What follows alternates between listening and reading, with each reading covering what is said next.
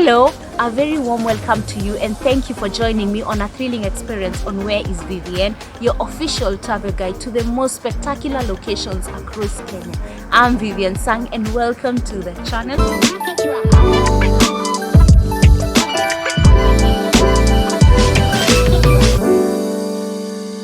Today I'm in one of the top tourist destination sites here in Kenya. It's widely visited by both domestic and international tourists down at the coast. Can you guess where I am?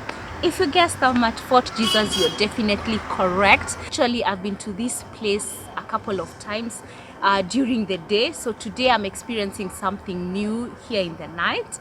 Normally they have shows on Thursday evening all the way to Sunday where they'll be showcasing the history of Fort Jesus, and after that there's going to be fireworks. Come with me and let's have an evening full of fun, and we can be able to learn more. Let's go.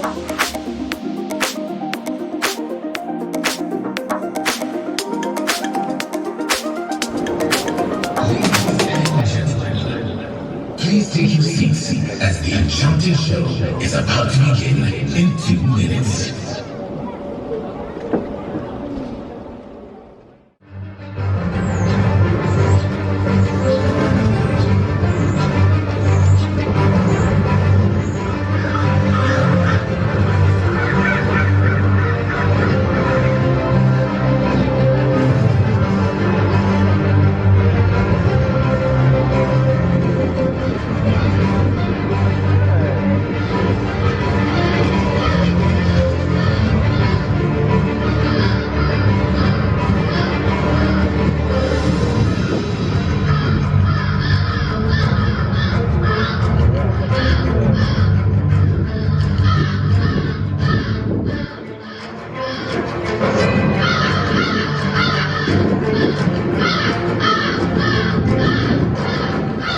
Gets its name because from the top it looks like a human figure.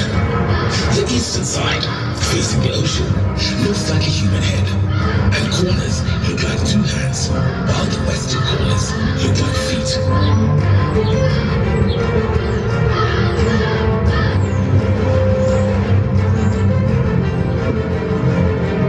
Over 2,000 years ago, Mombasa was already a major trading center on this coast.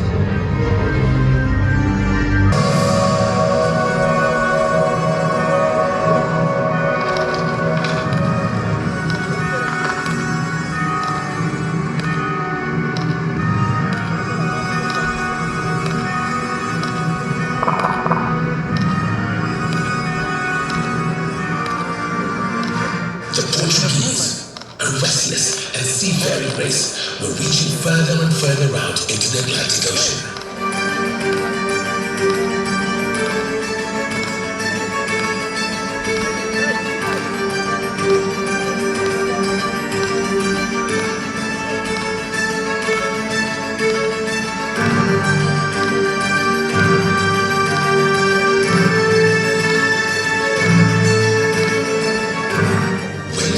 Blocked the Silk Route, the lure of the Indies, the dream of finding a sea route to a fabled treasure house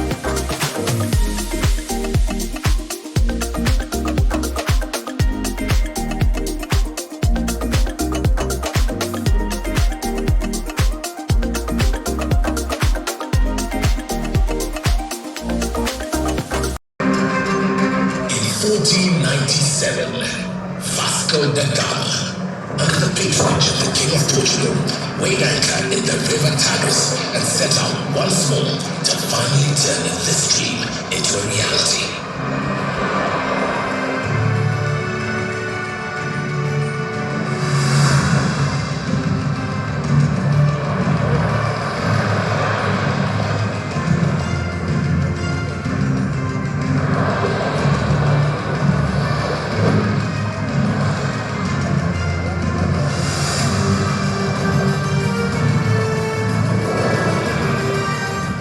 Set off with 4 small ships and 300 men, and after many months of hardship, adverse weather, and a shipload of disasters, sailed around in what is now known as the Cape of Good Hope and into the Indian Ocean.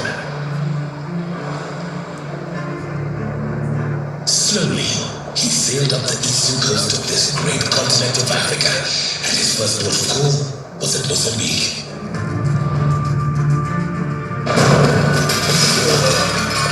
Where his short stay was marked by a brief and bloody battle, because the Sultan felt their cheap European gifts weren't sufficient.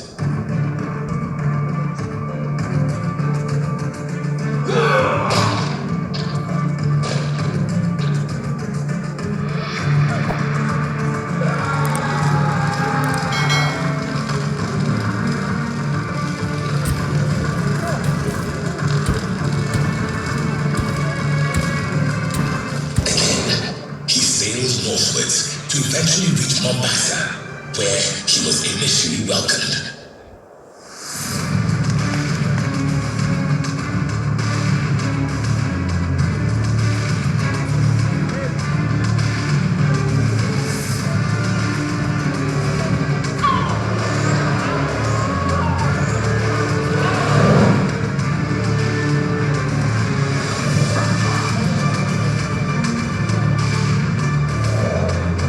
Portuguese chronicler of the time described the town as follows. It is a town of great trade in goods and has a good port where there are always many ships. Because the country is well supplied with plenty of provisions, very fine sheep which have round tails, cows, chickens, and very large goats, much rice and millet, and plenty of oranges and lemons, pomegranates, Indian feasts, and all sorts of vegetables, and very good water. But it took only a few days for this welcome to turn into dislike for these adventurers from foreign shores, and the Portuguese were forced once again to sail northwards to Malindi, where a more genuine welcome awaited them. It's only because the towns of Malindi and Mombasa were in constant conflict, and the Sultan of Malindi viewed the Portuguese as promising allies.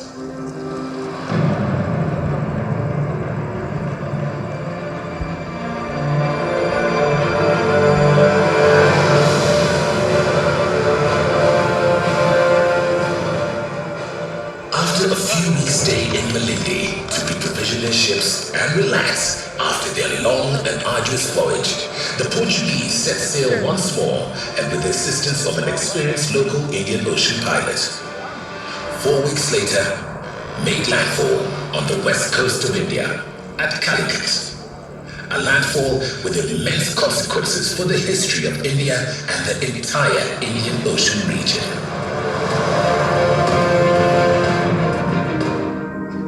Within some 12 years, the Portuguese founded the settlement of Goa, which was to be their headquarters for all their multifarious operations in the Indian Ocean for hundreds of years.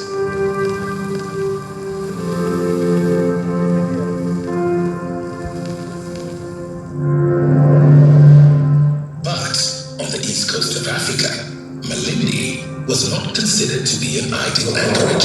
It's a wide open beach and open shore, offered little protection against the often turbulent monsoon weather, and it was only a matter of time before the Portuguese decided that Mombasa had to be under their control.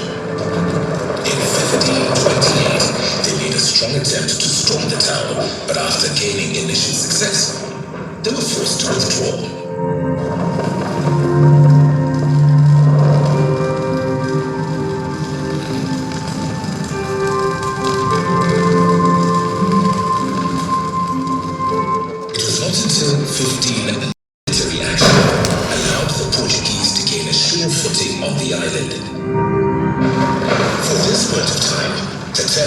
expanding their empire southwards from Egypt and Syria, and were determined to try and break the Portuguese monopoly of Indian Ocean trade. They had established autonomous control of Mombasa, and indeed, perhaps on this very site, built a small fort. But they were unable to establish solid alliances with the local mainline warriors, and this uneasy situation enables the Portuguese, who seized Mombasa with little loss of life. Once in control of the island, the immediate Portuguese priority was to build a secure, defensive fortress which could dominate and control the harbor entrance. And what better site than this jutting coral promontory?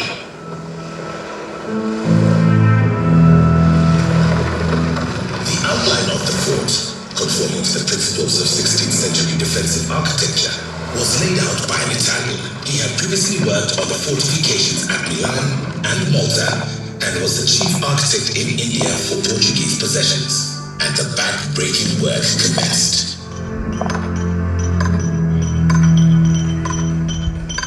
That hundreds of unfortunate inhabitants of Mombasa were pressed into working for this gigantic undertaking for many years.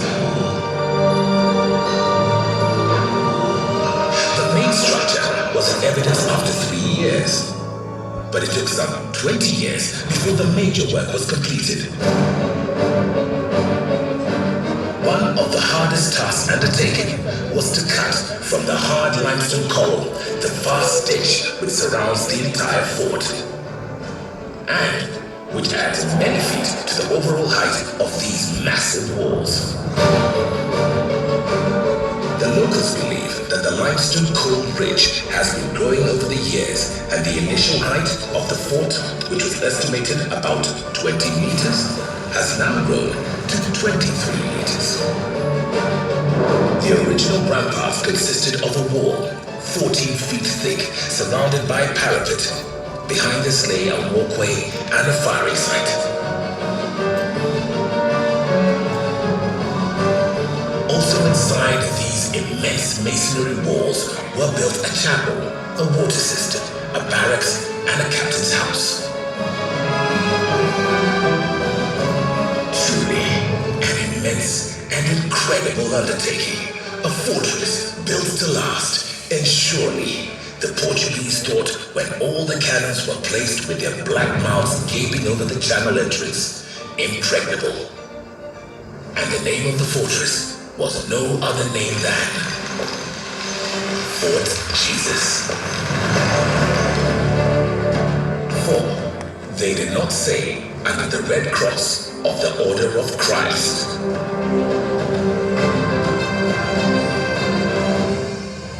For some 30 years, there was peace. Immigrant families came from Portugal and built houses outside the main gate of the fort. They cultivated gardens. Some opened shops and traded. Several churches were built. Priests came to attempt some conversion of the local people. And the Sultan of Malindi rode south to become Sultan of both Malindi and Mombasa.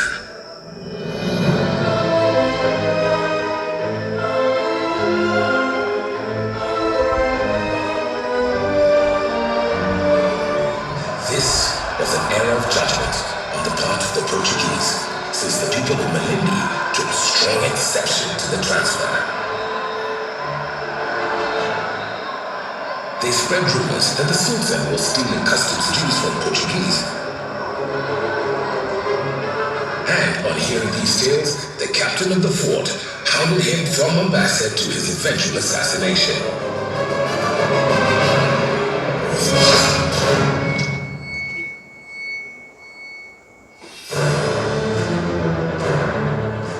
When the Portuguese king heard the news of the assassination, he was furious.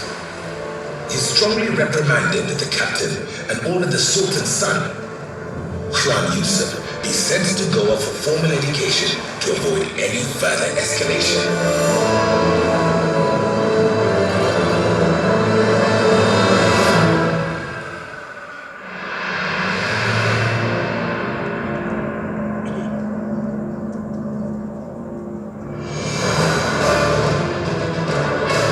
This young man, who took the name of Don Jeremiah de Cacalia, eventually returned to Mombasa with his Portuguese wife in 1626 and was proclaimed Sultan in his father's place.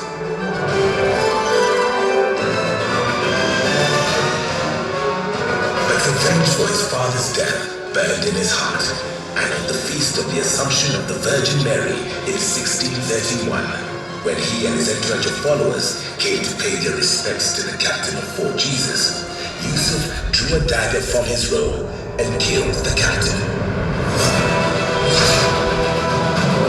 Within 48 hours, no Portuguese man, child remained alive, and Fort Jesus changed hands for the first time in its turbulent history.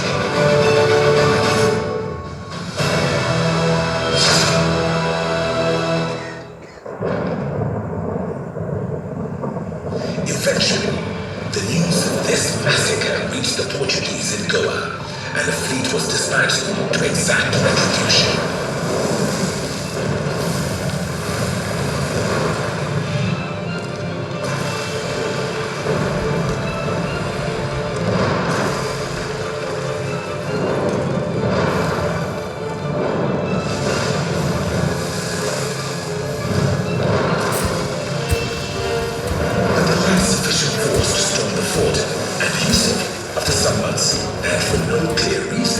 Abandoned the fort to his own devices and sailed north to Yemen, where he turned pirate. And where, some years later, he was killed in a sea fight with rival forces.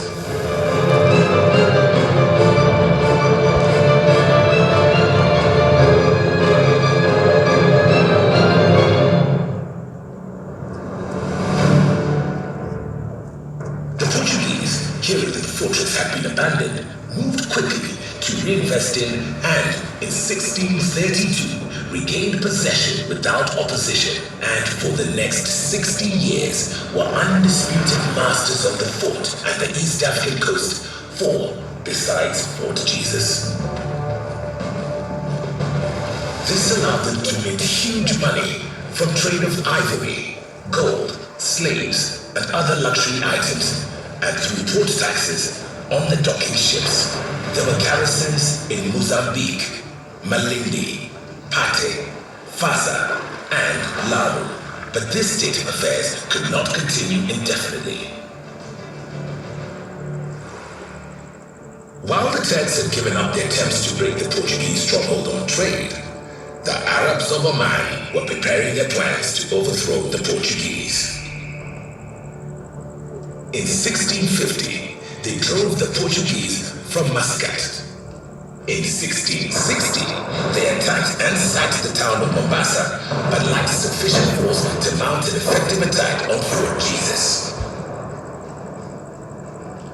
It was not until 1696 that they made a supreme effort to wrestle control of this vital strategic fortress from the Portuguese.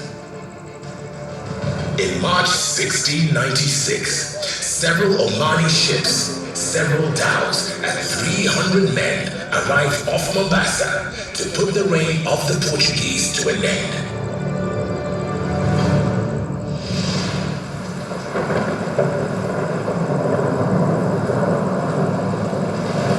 They quickly took possession of the landward side of the island and settled down the siege. A siege that would last over 2.5 years and cost some 800 Portuguese lives, together with those of at least 3,000 loyal Swahili soldiers and untold Omani Arabs.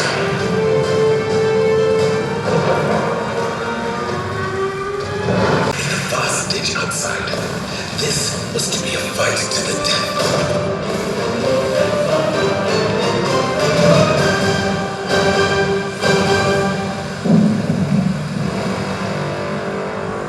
Quarters given in the beginning, all seemed to work well for the defendants. The Omani Arabs did not press on the attacks. Some Portuguese reinforcements were landed by night on the seaward side of the fort. And indeed, in August, some 5 months after commencing the siege, the Omani commander sailed back to Oman with the majority of his forces and a rich cargo of ivory and other looting. But the Omani Arabs had scored one notable success. They had succeeded in sinking the Portuguese frigate by cannon fire from the shores of the creek with a great 42 gun.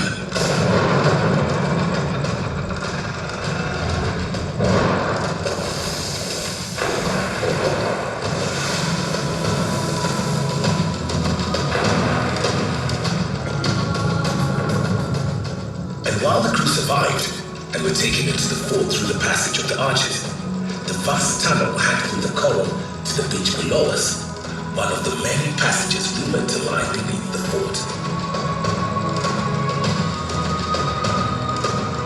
Reaching as far as Kalandini on the southern side of this promontory, for these survivors and for the others besieged in the fort, this was the calm before the storm.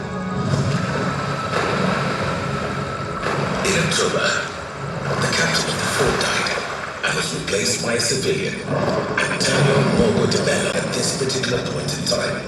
And in early December, the Omani forces returned in strength, determined this time to press on their attacks in a much more effectual manner. But who was left to put up a defense?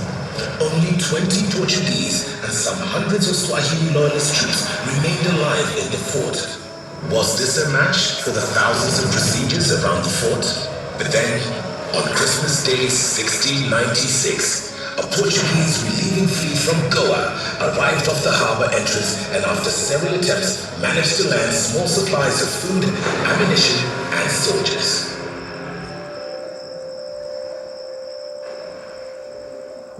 Surely now, the defenders could take part, but this was not to be. The relieving fleet had two sets of orders.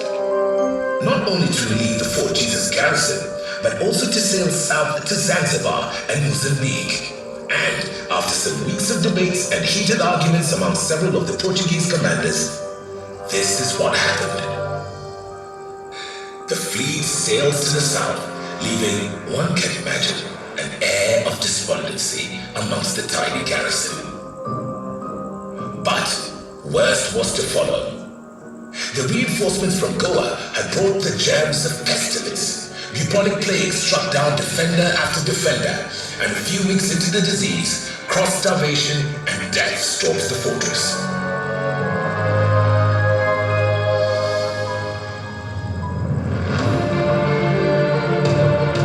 By July 1697, there were probably no more than 70 people left alive. Some 30 men, of which only 2 were Portuguese, and some 40 African women who had been taken into the fort from the squalor and uncertain safety of the Great Ditch. But, incredible to relate, is that this small and courageous band repelled a major attack on the 20th of July, causing, so it is reported, over 80 deaths amongst the attacking force. But this situation would surely only become more desperate. 9 days later, the captain of the fort died after passing over his keys and command to the young Prince Vaza, the Adorned One. This young prince maintained his charge for 6 weeks with unflinching loyalty and courage, resisting threats, blandishments, and assaults until almost miraculously he was saved by the arrival of Portuguese reinforcements. Some of the vessels which had sailed south to Mozambique earlier in the year had returned, their captains possibly shamed by their earlier behavior, and then, to further, reinforcements from the Arabian Gulf arrived. But once again, petty jealousies, internal dissensions, and failure to agree on how to conduct military operations split the Portuguese command, and the fleet left the fort to its fate in January 1698. In truth, little is known of the final months of the siege. Of the little that is known, and the information that exists, comes from an Indian who served a term of imprisonment in Muscat, who arrived in Goa some 3 years after the final capitulation. Certainly, no Portuguese survived to tell the tale. And this is the survivor story.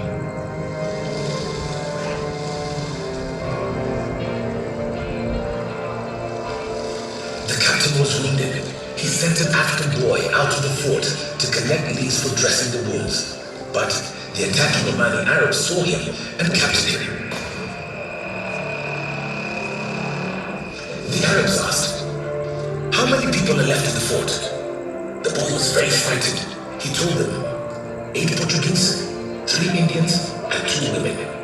When they heard this, the Omani Arabs decided to attack at once. That night, they got their scaling ladders and put them against the walls in 2 places, near the main gate and in the southeast bastion.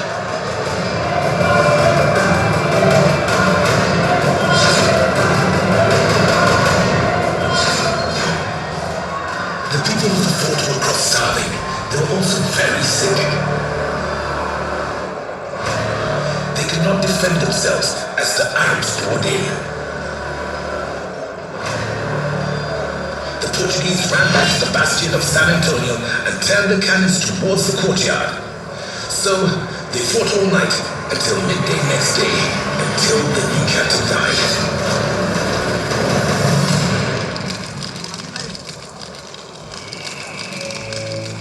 All the Portuguese, except a teenage boy, were dead.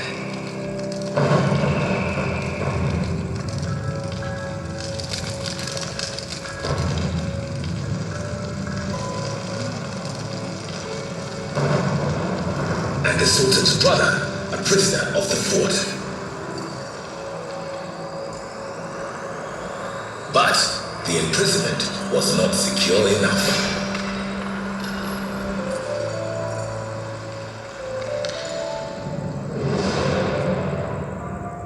The brother escaped using a makeshift rope over the walls, took his various revenges.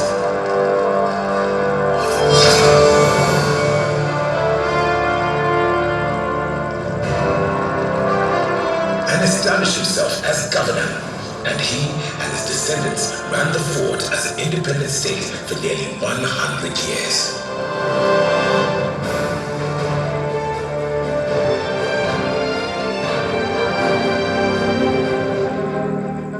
The Sultan of Oman, however, never recognized this independence.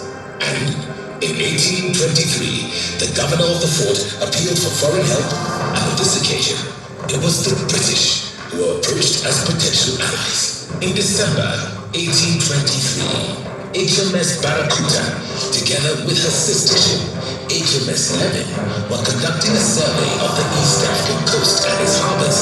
And when the vessels entered Mombasa harbor, the governor of the fort asked the captain to assume British sovereignty of the fort and for permission to fly the Union flag above the fort.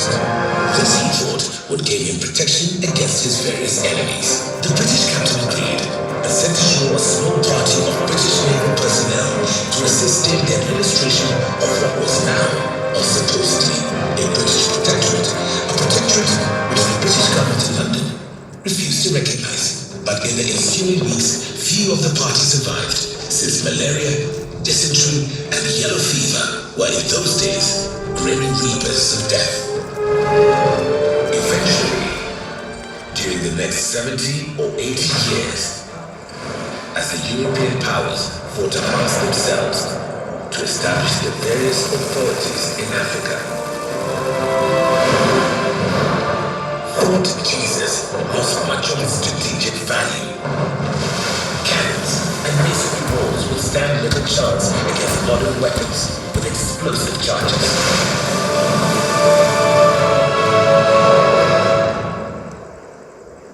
And while Mombasa was a major base for naval forces in the Second World War, Fort Jesus had become a civil prison. And in 1958, when the winds of change swept through Africa, the Sultanate of Oman had donated several grants to restore the fort as a major historical monument. In 1963, Kenya became an independent nation.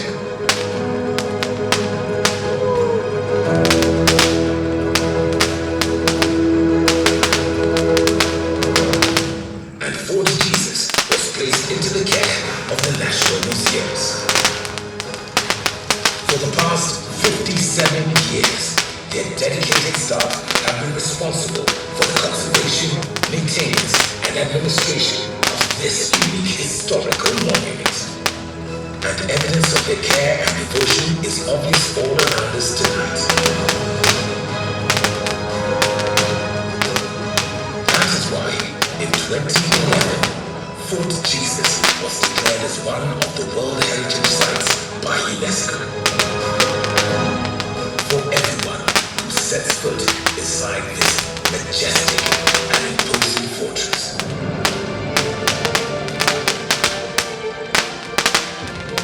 There is an uncanny sense of the past.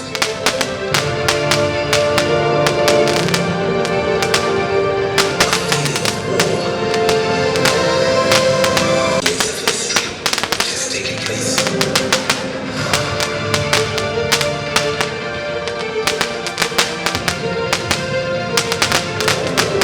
Perhaps to a moment of celebration in memory of those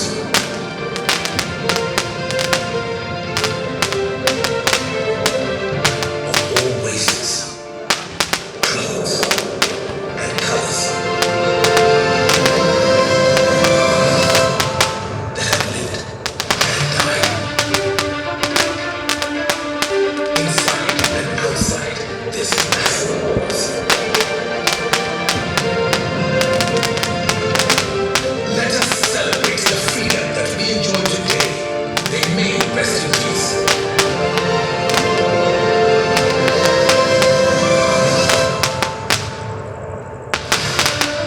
Ladies and gentlemen, thank you for joining us this evening, and we wish you a very pleasant stay in Mombasa and a pleasant trip to Kenya.